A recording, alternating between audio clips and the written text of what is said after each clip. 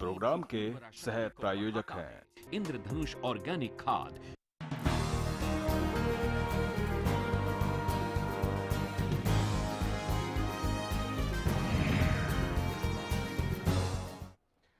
नमस्कार, बड़ी खबर देख रहे हैं आप और आपके साथ मैं हूं गौरव के पांडे। बड़ी खबर में बात उन दो घटनाओं की जिनको देखने के बाद सोचना जरूरी हो जाता है कि आखिर हरियाणा में ये हो क्या रहा है।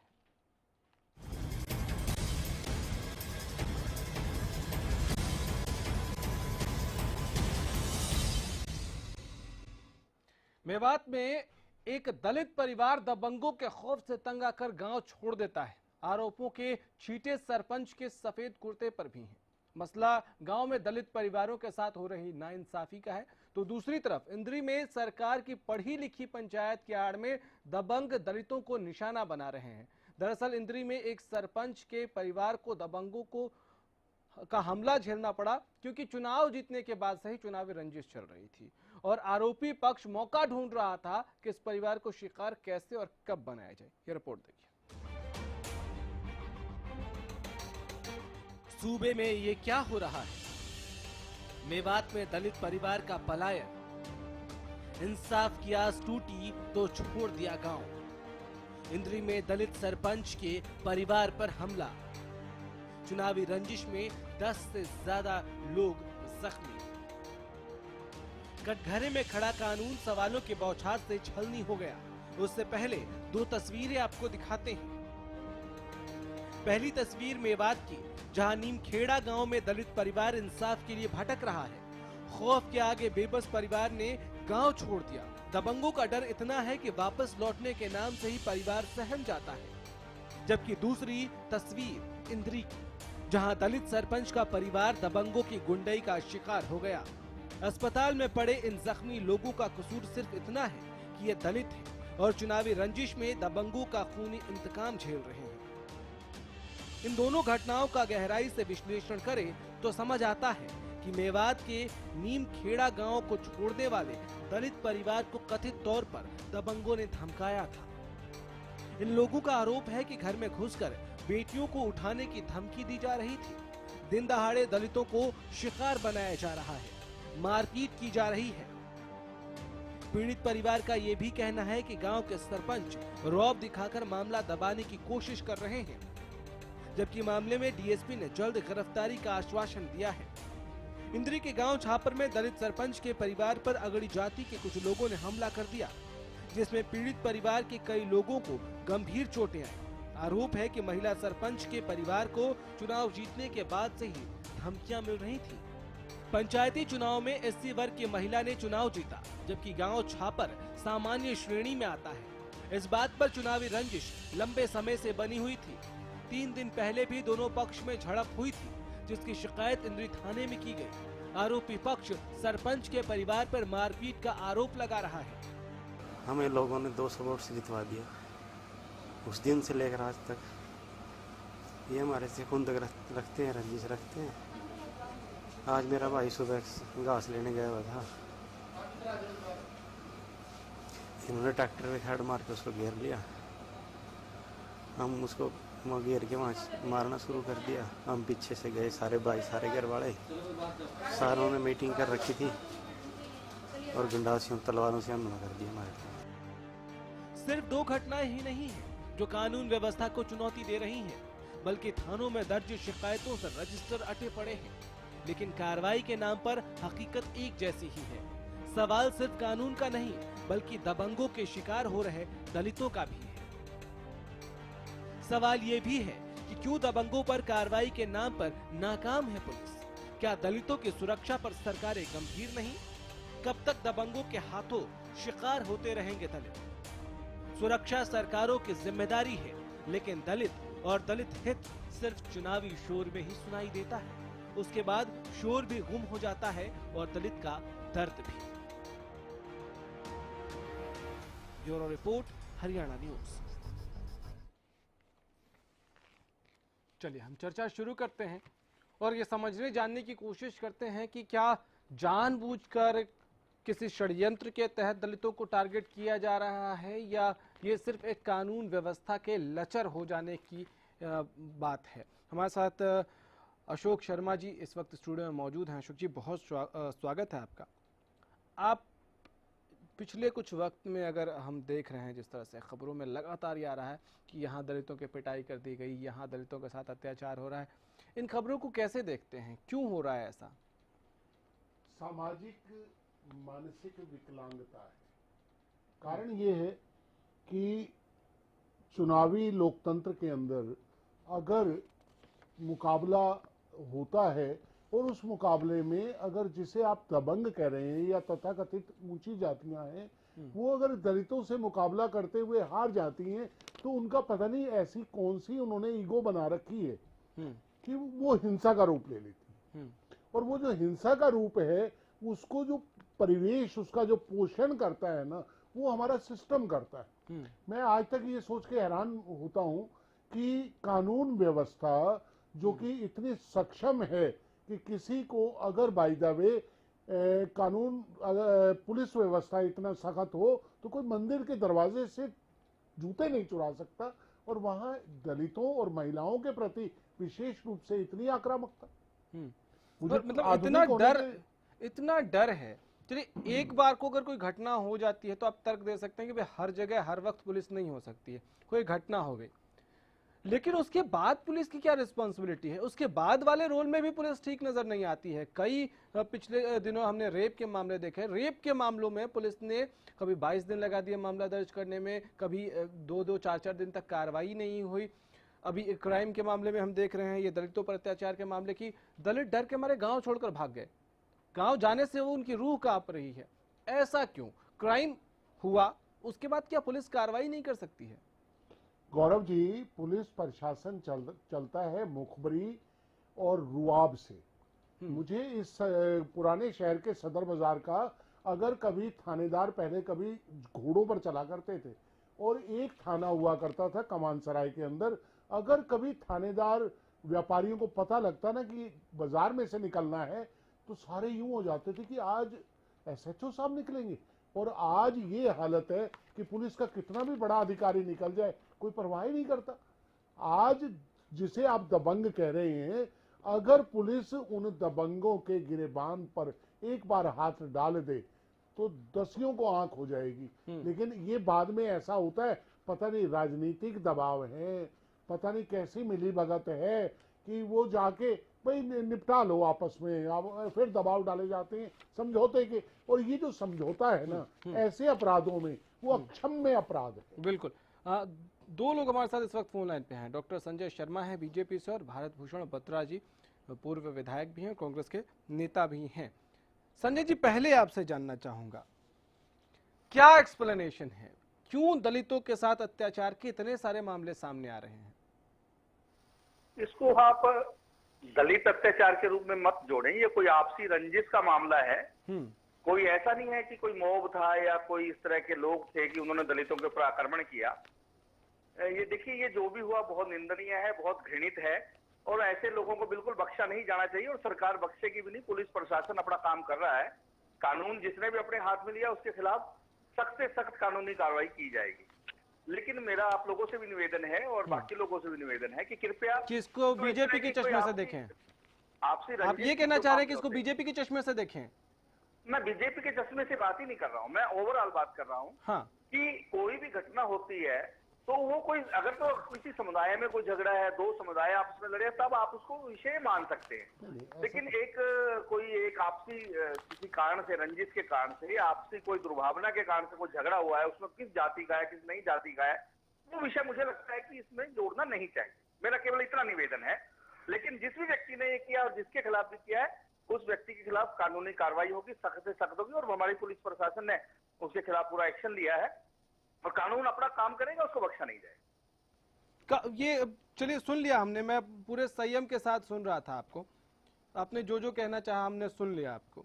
लेकिन सर, चुनाव भी बहुत देर है चुनाव में, तो क्या जब तक चुनाव नहीं आएगा तब तक हम सिर्फ ये चुनावी भाषण, ये जुमलेबाजी ही सुनते रहेंगे और कार्रवाई कुछ नहीं होगी? मैं बता रहा हूं आपको, मेवात के नीमखेड़ा गांव में दलित परिवार जो है वो इंसाफ के लिए भटक रहा है, और वो इतना मजबूर हो गया कि उसको गांव छोड़कर बाहर जाना पड़ गया। गांव में जाने तक से ये परिवार डर रहा है, कब कार्रवाई होगी, कब इनको इंसाफ मिलेगा, ये बड़ा सवाल है सर।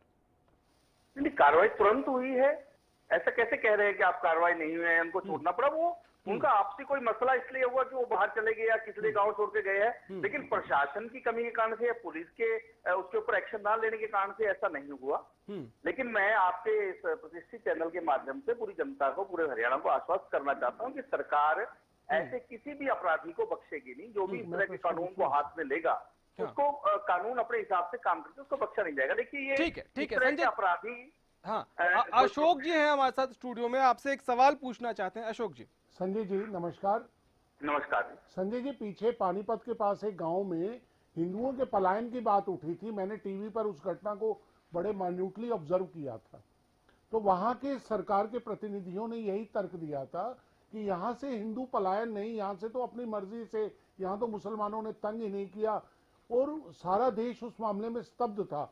और मुझे कमोबेश यही नहीं लग रहा कि आप भी वही तर्क दे रहे हैं, क्योंकि सामूहिक हिंसा हो तभी उसको दलित हिंसा मानी जाएगी। नहीं अशोक जी, मैं ये नहीं कह रहा हूँ, आपका जो कहना है वो ठीक है, लेकिन कई बार क्या है कि जल्दबाजी में हम कुछ नतीजे निकालने लग जाते हैं। मुझे लगता है वो जल्दबाजी में हमें वो नतीजे नहीं निकालने चाहिए। हर घटनाक्रम के तह में जाना चाहिए। इंतजार करें सर, कारण क्या थे, इंतजार करें कितने दिन। संजय जी, नहीं, इंतजार की मैं बात नहीं कर रहा हूँ। मैं तुरंत की बात कर रहा हूँ, मैं लंबे इंतजार की नहीं बात कर रहा हूँ। मैं सिर्फ आपको कुछ आंकड़े गिनवाता हूँ सर। ये राष्ट्रीय अपराध रिकॉर्ड ब्यूरो के आंकड़े हैं। 2010 में 33,712 कुल मामले थे दलितों के खिलाफ। 2012 में 33,655, 13 में 39,408 और 14 आते आते 47,064 हो गए। ये क्यों हुआ सर? नहीं होना नहीं चाहिए, बढ़ रहे हैं तो शायद उसके कारण आबादी का बढ़ावा भी हुआ होगा। लेकिन इस तरह के अगर घटनाक्रम हो रहे हैं तो उसको हमने इस तरह से नहीं मानना चाहिए कि कोई दलितों के खिलाफ कोई अभियान चल रहा है या सरकार उनके सर, मैं स्पेसिफिक दलितों के ऊपर अत्याचार के आंकड़े गिना रहा हूं आपको। मैं क्राइम के बाकी जगहों के नहीं गिना रहा हूं आपको। स्पेसिफिक दलितों के ऊपर अत्याचार जो हुए हैं मैंने उसके आंकड़े साझा किया। आप हमारे साथ रहिए। बीबी बत्रा साहब कांग्रेस से हमारे साथ इस वक्त फोन लाइन पे हैं। बत्रा साहब, आपने सारी बातें सुनी होंगी, आप सुन पा रहे हैं हमें? बत्रा साहब, चलिए लगता है फोन डिस्कनेक्ट हो गया। प्रवीण अत्रे जी इनेलो से हैं। प्रवीण जी, ये एक ऐसी इमेज है कि इनेलो जो है इसकी गांव में बहुत पकड़ है। आप एक बार मुझे बता सकते हैं, थोड़ी देर के लिए पॉलिटिक्स अगर अलग रख के हम समझना चाहें आपसे, ऐसा क्यों हो रहा है कि हमारा समाज दलितों के ऊपर अत्याचार क्या सच में ज्यादा बढ़ गए हैं या ये हाईलाइट ज्यादा हो रहे हैं? देखिए, ऐसा है, इसमें कतई किसी तरह की दो राय नहीं है। सरकार के नकारात्मक रवैये की वजह से दलितों के ऊपर अत्याचार के आंकड़े लगातार बढ़ते जा रहे हैं। इसके मैं 2-3 एग्जांपल आपको देना चाहूंगा। हाँ। आपको याद होगा अगस्त 2015 में बगाना गांव था, हिसार का एक बगाना गांव, 100 दलित परिवारों ने सीएम की नकारात्मक रवैये से दुखी होकर धर्म परिवर्तन कर लिया था। अब दूसरी चीज देखिए, हिसार का जो मिर्चपुर गांव है, जहाँ पे आपको पता हुआ कांग्रेस कार्यकाल के अंदर जो कांड हुआ था, अब भाजपा सरकार की इच्छा शक्ति के अभाव में उनके पुनर्वास का मामला अभी तक बीच में लटका पड़ा है। ठीक नहीं, मैं आप पॉलिटिक्स पे आ गए सर। मैं दरअसल आपसे पहले ये समझना चाहता था कि इसका सामाजिक दृष्टिकोण भी है क्या। अशोक जी, मैं ये आपसे समझना चाहूंगा, क्या इसका सामाजिक दृष्टिकोण भी कुछ है या सिर्फ और सिर्फ ये failure of law and order? Gaurav ji, इसका पहला उपचार ही सामाजिक है। अगर हम ग्रामीण सभ्यता पे, ग्रामीण अंचल से संबंधित हैं, जहां ये सबसे ज्यादा विवाद हो रहे हैं, तो ये जो पंचायतें हैं, खाप पंचायतें हैं, या ये आपस में जोड़ने का काम करें ना, ये बैठाने का काम करें। ये उस मामले में सिर्फ आरक्षण मांगने के लिए है क्या ये, या सिर्फ अपने हित साधने के लिए है? ये समाज को जोड़ने की बजाय अगर वहां पर मूक दर्शक बन के बैठती हैं तो ये और ज्यादा गलत हो जाता है, और जोड़ने का काम इनको करना चाहिए। संजय जी, यही सवाल मैं आपसे भी समझना चाहूंगा। हालांकि इसको failure of law and order तो मैं मानता हूं, पुलिसिया कार्यशैली के अगर आप कहेंगे तो 2-4 और अच्छे उदाहरण मैं आपको बता भी दूंगा, लेकिन उससे पहले आपसे सामाजिक दृष्टिकोण से समझना चाह रहा हूं कि आपको क्या लग रहा है, क्या हमारे समाज में ये नफरत बहुत ज्यादा घर कर गई है? ये दलित, दबंग, ये क्यों ऐसे झगड़े क्यों? मुझे लगता है कि ये सामाजिक वैमनस्य की भावना की बजाय जो बेरोजगारी बढ़ रही है, जो लोगों के पास काम नहीं है या नशे की प्रवृत्ति कुछ लोगों में बढ़ रही है, मैं राजनीति से ऊपर उठ करके बात कर रहा हूँ जी।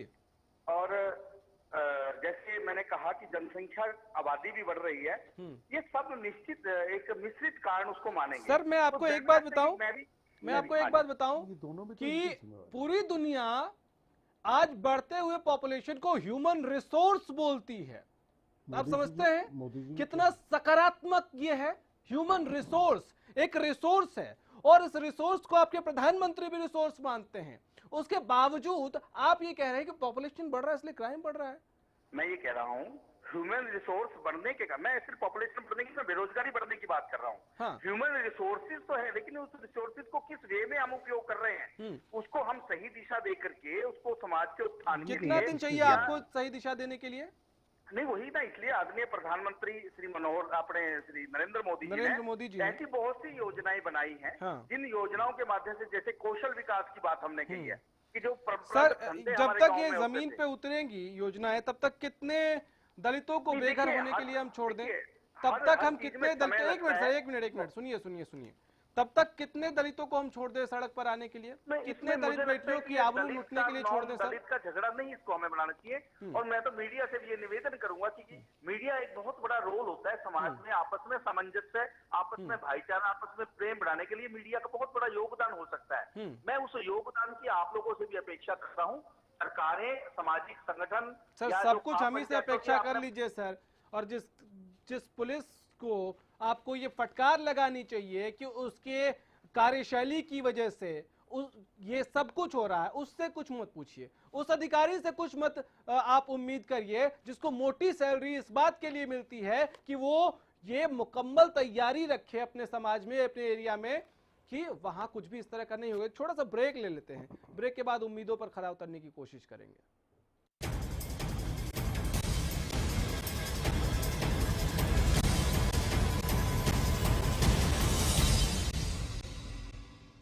Holi heart advanced cardiac care and research centre. 4 cardiologist हृदय रोग विशेषज्ञ की टीम है, 24 घंटे तत्पर रहते हैं। अत्याधुनिक मशीनों, वेल क्वालिफाइड डॉक्टर्स की बेहतरीन टीम के साथ यहाँ का सपोर्टिंग स्टाफ मरीजों का रखता है पूरा ख्याल। हमारा लक्ष्य है सभी मरीजों को उनकी कैपेसिटी के हिसाब से समय रहते विश्व स्तरीय इलाज प्रदान करना। फ्लैट पैनल चैथ लैब के साथ साथ हाईटेक ICCU की सुविधा भी उपलब्ध है। अदामा का कस्टोडिया, फसलों की पैदावार बढ़ाने वाला एक अद्भुत फफूंद नाशक। कस्टोडिया फसलों को स्वस्थ रखे, अधिक पैदावार व गुणवत्ता लाए, फसलों को बीमारियों से बचाए। कस्टोडिया एक वंडर फंगिसाइड। कपड़े कपड़े कपड़े हर जगह दिखेंगे आपको। कौन सा लेंगे? कपड़ा बहुत सुंदर है, डमी पे बहुत अच्छा लग रहा है, आप पे नहीं जच रहा है। Believe me, welcome to suits you. यहाँ पर मैं आपके साथ बैठ के आपका पूरा वार्डरोब कलेक्शन चेक करूंगी। बंगला हो या शेरवानी, बिजनेस सूट्स हो या कुर्ता पजामा, हर चीज में आप अच्छे दिख सकते हैं। मेरा नाम है शालिनी और मैं हूँ आपकी पर्सनल स्टाइलिस्ट। बहुत कर लिया केमिकल पर विश्वास, अब बिलीव व चट्टान मिलकर करेंगे सफेद मक्खी व रस चूसने वाले कीटों का विनाश। बिलीव व चट्टान। अदामा का कस्टोडिया, फसलों की पैदावार बढ़ाने वाला एक अद्भुत फफूंद नाशक। कस्टोडिया फसलों को स्वस्थ रखे, अधिक पैदावार व गुणवत्ता लाए, फसलों को बीमारियों से बचाए। कस्टोडिया एक वंडर फंगिसाइड।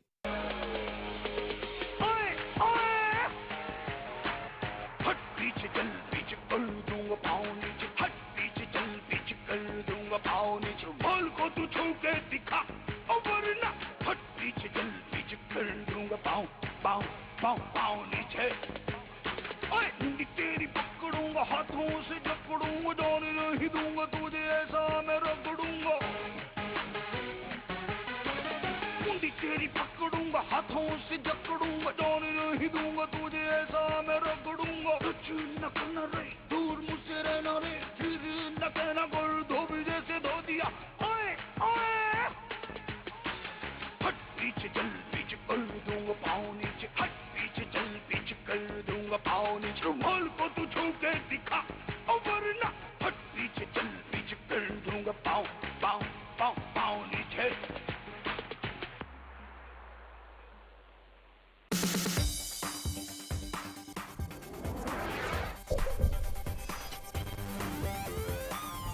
एराबॉल लुब्रिकेंट इंजन में भर दे दम।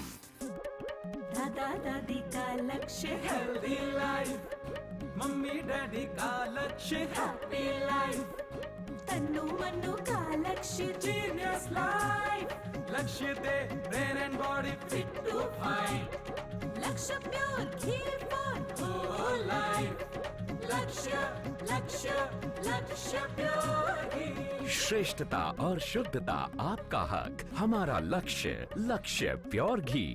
अदामा का कस्टोडिया, फसलों की पैदावार बढ़ाने वाला एक अद्भुत फफूंदनाशक। कस्टोडिया फसलों को स्वस्थ रखे, अधिक पैदावार व गुणवत्ता लाए, फसलों को बीमारियों से बचाए। कस्टोडिया एक वंडर फंगिसाइड। बहुत कर लिया केमिकल पर विश्वास, अब बिलीव व चट्टान मिलकर करेंगे सफेद मक्खी व रस चूसने वाले कीटों का विनाश। बिलीव व चट्टान।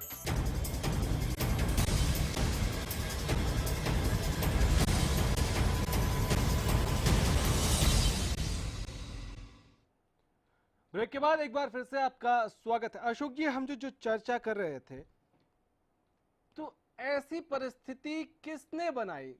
हिंदुस्तान में तो एक ऐसी व्यवस्था थी जहां कर्म के आधार पर हम कहते थे कि आपकी कौन सी जाति है, कर्म के आधार पर।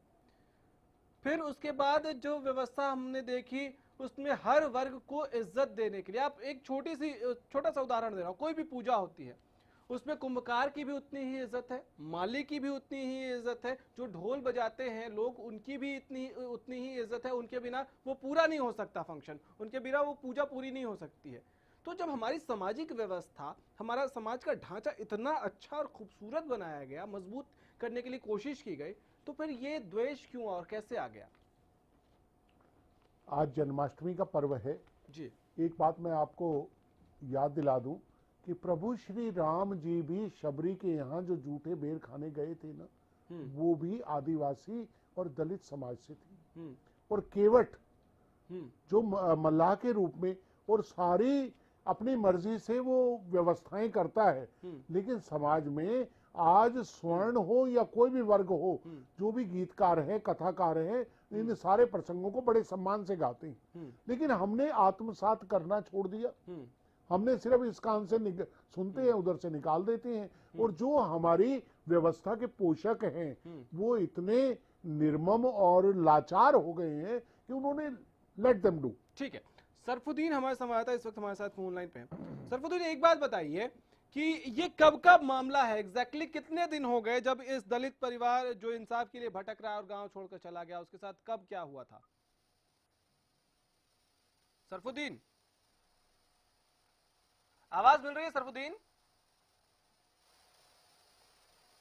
सुन पा रहे हैं आप हमें? चलिए, लगता है डिस्कनेक्ट हो गया फोन।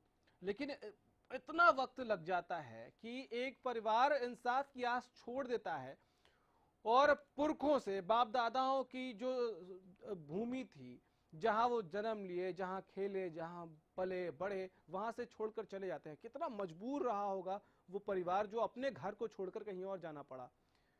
पुलिस की कोई जिम्मेदारी नहीं है सर? गौरव, सबसे बड़ी बात ये सिर्फ पुलिस नहीं, पुलिस को नियंत्रित करने वाली सरकार की भी। अगर उनके प्रवक्ता ये कहते हैं कि नशा भी कारण है, बेरोजगारी भी कारण है, कहीं ना कहीं जनसंख्या बढ़ गई है, आज आप ये बताइए कि अगर नशा और बेरोजगारी कारण है, उसका उपचार कौन करेगा? और उनके साथ अगर ऐसी समस्याओं को स्वाभाविक रूप से वो बढ़ना मानते हैं, तो ये चिंता का विषय। बहुत शुक्रिया आपका हमारे साथ जुड़ने के लिए, वक्त देने के लिए। लेकिन वक्त सरकार को भी देना होगा, सीएम साहब को खुद भी देना होगा, और क्योंकि गृह मंत्रालय उनके पास है तो उनको अपने पुलिस से पूछना होगा कि ठीक है कि हर वक्त हर जगह पुलिस नहीं हो सकती, लेकिन क्या क्राइम हो जाने के बाद क्रिमिनल्स के अगेंस्ट कार्रवाई करना, जिसके साथ कुछ घटना हुई उसको इंसाफ दिलाने का काम, क्या ये भी पुलिस का नहीं है? ये भी पुलिस नहीं कर सकती है? फिलहाल इतना ही, नमस्कार।